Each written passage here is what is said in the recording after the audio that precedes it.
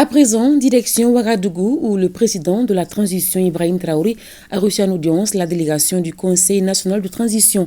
Elle est allée partager avec le chef de l'État du Faso les conclusions des différentes rencontres. Auparavant, Maliens et Burkinabés s'étaient rencontrés pour faire la synthèse des premiers échanges. Le récit de nos envoyés spéciaux, Bourama Traoré, Adama Kamara.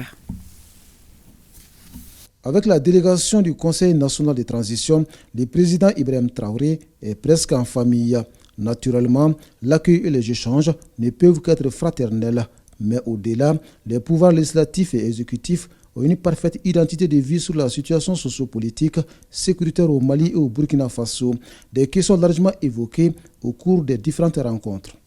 Les échanges ont porté sur quelques conclusions de nos travaux, mais la forte recommandation a été que nos deux États, à travers leurs chefs d'État, puissent accélérer et aider la République sœur du Niger dans la mise en place de leurs organes législatifs et de s'imprégner des expériences et de mutualiser les connaissances et les dispositifs mis en place déjà dans les deux pays pour aller rapidement dans la diligence de la nouvelle organisation sous-régionale relative à la gestion des défis dans le Sahel, qu'est l'Alliance des États du Sahel.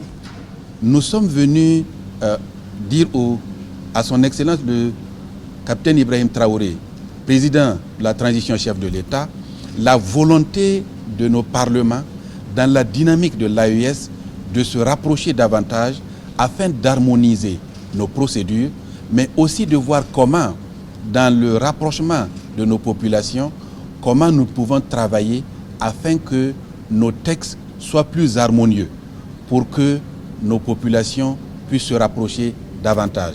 Avant cette audience, les délégations maliennes et burkinabées s'étaient retrouvées pour la synthèse des travaux des différentes commissions. Pour la partie malienne, l'exercice a tout simplement été bénéfique.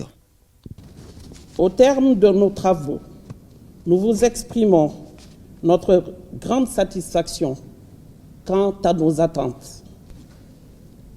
La recommandation qui nous concerne au niveau le plus haut a été la mise en place diligente et efficace d'un cadre de travail permanent organisé entre le Conseil national de transition, l'Assemblée législative de transition du Burkina Faso et l'organe de transition futur de la République sœur du Niger. Il a été aussi préconisé de la poursuite des échanges à travers les commissions par tout moyen et toute voie.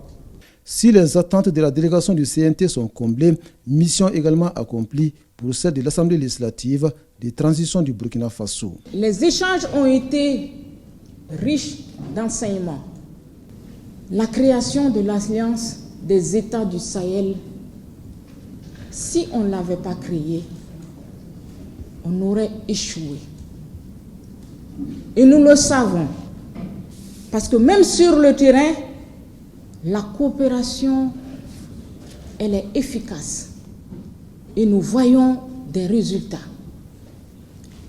Bref, c'est pour vous dire qu'à mi-parcours de la mise en œuvre de notre programme de travail, les objectifs ont été largement atteints.